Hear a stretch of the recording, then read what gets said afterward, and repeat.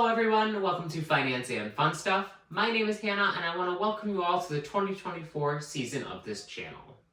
2023 season definitely got a little barren towards the latter half of the year, but I'm hoping to make up for that in 2024, so let's just see how it goes. Now, if you're unfamiliar with these finance update videos, this is a series I have been doing on my channel for a few years now, where I go over both mine and my partner's finances and get into the nitty-gritty on exactly how much money we made, but also how much money we spent and invested and exactly where our money is at over the last 30 days. So without further ado, let's get right into this month's finance update for January 2024. Taking a look first of all at our net worth as always. So last month our net worth was sitting at around negative $1,000, give or take. But this month our net worth shot all the way out of the negatives well into the positives and is sitting at a little over $2,500. Now, if you are anybody, you know that this is an insane feat to accomplish during the month of December because of all of the spending that comes in December, all of the holiday spending, all of the stress that comes from the holidays, which makes you spend more, but we still managed to come out on top in December, and that was helped a lot by a couple of things that we ended up getting. We did get some windfalls in the month of December. I had a holiday bonus, and I also had my big quarterly bonus as well. But even on top of those, we still managed to make some very large gains, even outside of our retirement accounts correcting and getting a little bit of gains.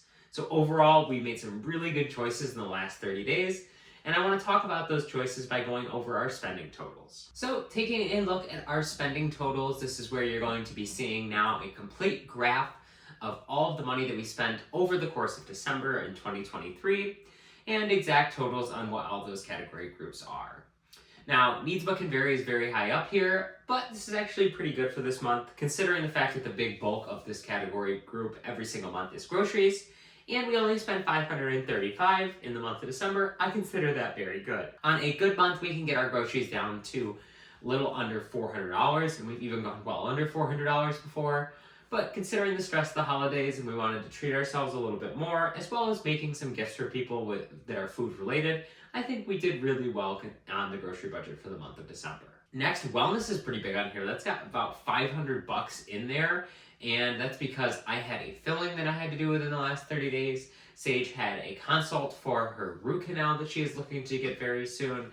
And so both of those make up the majority of that. And then just the typical normal health spending, prescriptions and things of that nature that fill up the rest of that bucket. And getting into the most interesting one here, gifting. So we spent about $520 on gifts for the holidays over the month of December, which total for the entire year makes up around $680 for our holiday spending. Now, I don't have last year's graph to be able to show you because we did end up making a fresh start when we moved out into Buffalo, but I do think that we did a lot better this last year, and the totals are speaking for themselves in that matter. Typically, we spend at least a few $100s more than this, but the fact that we only spent a little over $500 in the month of December on our holiday shopping and less than $700 for the entire year, I feel really good about because we have always felt really guilty about not spending enough money on people, but this year we have been able to come up with really high quality presents for people and that are well thought out, but aren't necessarily the most expensive gifts that we can buy. And so we struck a really good balance this year with giving people gifts, and we wanted to do more gifts for more people, but to have them be smaller gifts, and we did just exactly that. So we've really had a really good time over the last 30 days, and it's great to see that our finances were able to take the hit from the holidays really, really well, even though we didn't prepare for it as well as we wanted to over the entire year. So we have our wants category groups down here towards the middle area, and us wants is sitting around $300. Now, $200 of this is eating out, which does seem to be our pretty average trend for our eating out. It seems to be right around $200 every single month. And considering the amount of extra stress that we had from the holidays and how much of that is actually just holiday travel because going back and forth to home does cost a little bit in terms of eating out, I consider pretty good about that $200 there. And then the rest of it was just miscellaneous stuff. And then both of our wants are sitting at around $200, which again, I think is really, really great. Sage put her wants money towards a trip that she is planning for next year, as well as some classes that she's going to be taking well into next year.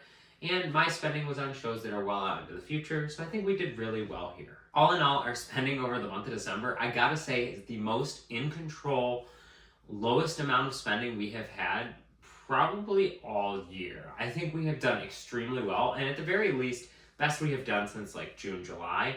We had ourselves under control the entire month, and even though our spending amounts in our wants category groups may be a little bit on the higher side, what's most important to remember here is that we did not put any extra money in our wants groups that we did not justify when we were making the budget.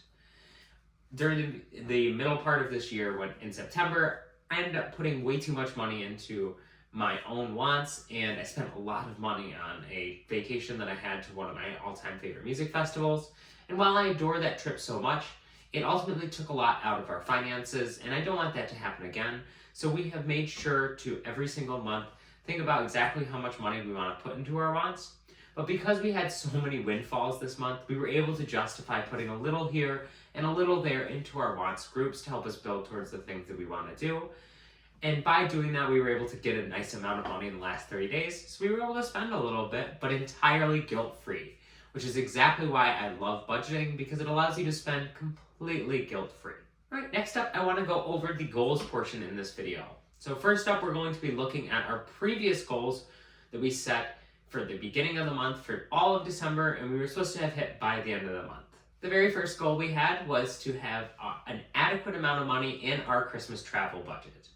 So this one, I am extremely happy to say that we knocked it out of the park, and not only did we have an adequate amount of money in our Christmas travel budget, but we had an adequate amount of money in our gifting budget and so many other categories as it relates to the holidays that we were able to end up with a surplus at the end of the month instead of just being completely drained of money like we normally are at the end of December. And our second goal for the month of December was to create a realistic 2024 plan. Unfortunately, this one is going to be a no, as we did not have time to get around to making a 2024 plan, but that is perfectly fine because I think we will get to that over the next 30 days. And as I mentioned just a few minutes ago, our spending has really gone down and has become the most in control that it has been in our budget and probably our entire time of our relationship, and that's especially in regards to myself. So I feel like as long as we are able to carry that forward, the plan itself will be a really nice thing to be able to see it all laid out on paper, but at the end of the day, it's not necessarily the most important thing because the things that we are doing every single month are what's going to get us to a really good place, and the plan is just showing us where we will end up when it's all said and done. And lastly, I want to go over our new goals for January in 2024. First goal on here is a returning one from last month, and that is to make the 2024 plan.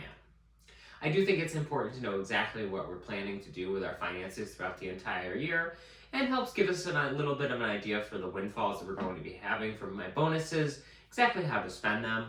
And I think it's a really great way to be able to plan out our template for the year for our budget, and I want to create a more realistic template now that we have so much data after living in Buffalo of exactly how much money we're going to be spending. Our second goal is to properly build up our auto category group. Our auto category group right now has really taken a hit over the past few months, and we just have not been able to build it up as adequately as we want to. And that is something that we definitely need to do because come the end of the winter, we are going to need to switch our tires out on both of our cars, and that is expensive in addition to just needing to buy a couple new tires for the springtime for one of our cars. So we're going to need a bit of money in that sinking fund, and I'd like to start building up our auto repair amount in there so that way we do have a little bit of slush in case something happens to our cars again. Our third goal for the month of January is to fund Christmas 1/12 of the way. So I want to set our Christmas goal to be a little bit higher than what we spent last year after adjusting for inflation, and wanting to do probably a little bit more this year. And I want to be able to put that into a target on YNAB so we can see exactly how much we have to fund, and I want to start funding it this month. I don't want to be stuck come September or October or November like we were this last year going, oh no, that's a true expense we don't want to forget about. So we just need to start funding it now. It will save us a lot of pain later. And our fourth and final goal, which is a little bit of a stretch given the rest of the goals on here, but I included it anyway as I think it is important, is to get our tax money set aside. So this isn't necessarily our tax liability, as I don't believe we will have any liabilities and will in fact be getting a pretty significant refund. But this is the amount of money that we're going to be needing to pay the tax preparer to put together our taxes. It's not an insanely cheap amount, but it's also not crazy expensive either, and I do think we can get there within the next month or two, and I hope we can make it by the end of the next 30 days. So that's all I have to say for this month's finance update for January 2024. As always, it's really awesome getting to share our financial journey with all of you, and I hope by being so transparent about our finances, we can inspire some other people to be able to be as transparent about theirs and dig a deep dive into their finances and look into their budget and make sure that their money is going in a direction where they want it to go. If you enjoyed this video, please make sure to give it a like, as that really helps my videos grow and spread around YouTube. As always, I would love to hear down in the comments section below about your finances, and you're going to want to make sure you can stay subscribed so that way you can see any more finance updates that I post as the year goes on and see exactly how high we can get our net worth by the end of the year. So thank you all so much for watching, and take care.